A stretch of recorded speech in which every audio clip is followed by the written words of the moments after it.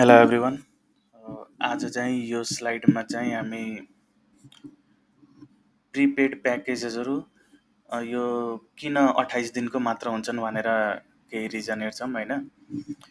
जस्तो हामी यो मात्र नेपालमा होइन कि यो दुनियाँभरिमै टेलिकम इन्डस्ट्रीमा प्र्याक्टिस भएको एउटा प्र्याक्टिस हो। त्यही भएर यो नेपालमा चाहिँ पोस्टपेड प्याकेजहरू चाहिँ 30 डेजको हुन्छ, किनभने बिल साइकल 1 महिनाको भएको हुनाले। तर प्रिपेड प्याकेज चाहिँ 28 डेको हुन्छ। प्रिपेडको त्यस्तो बिल साइकल केही हुँदैन। किन चाहिँ प्रिपेडको 28 दिन हुन्छ भनेर एउटा इन्ट्रेस्टिङ रिजन चाहिँ हामी हेर्न सक्छौँ। यसो हेर्दा चाहिँ 28 दिन 2 दिन त कम हो मात्र भन्ने लाग्छ नि, तर यसको इन्ट्रेस्टिङ रिजन चाहिँ छ। जस्तो मन्थली चाहिँ 30 डेज 31 डेज, नेपालको कन्टेक्स्टमा झन् 32 डेज टाइपको हुनुपर्ने भन्ने लाग्छ होइन। तर टेलिकम इन्डस्ट्रीमा चाहिँ यो वर्ल्ड वाइड प्र्याक्टिसमा चाहिँ मोस्टली प्याकेजहरू चाहिँ 28 दिनको बनाउँछन्। नेपालमा नि त्यही प्र्याक्टिस हो। यसको रिजन चाहिँ यहाँ छ, बिजनेस रिजन, किन 28 दिनको मात्र हुने भनेर। जस्तो यदि 28 दिनको मात्र प्याकेज भयो भने 1 वर्षमा 365 दिन हुन्छ। यदि 30 दिनको प्याकेज लियो भने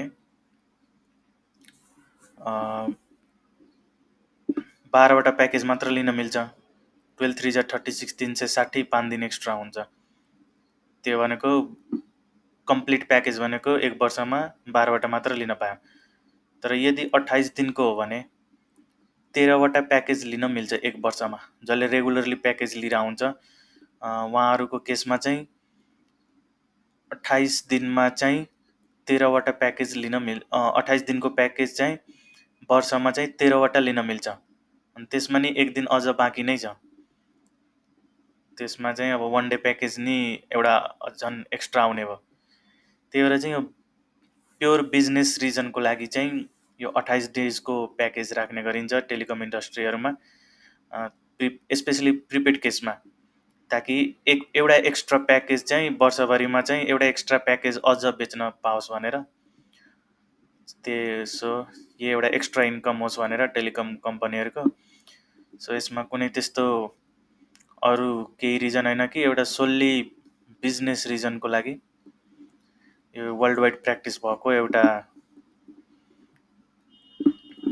टेलिकम इन्डस्ट्रीमा प्याकेज रिलेटेड एउटा प्र्याक्टिस हो। सो यो 28 दिनको प्याकेज हुनुको कारण चाहिँ यही नै हो, एउटा एक्स्ट्रा प्याकेज लिन पाओस् भनेर।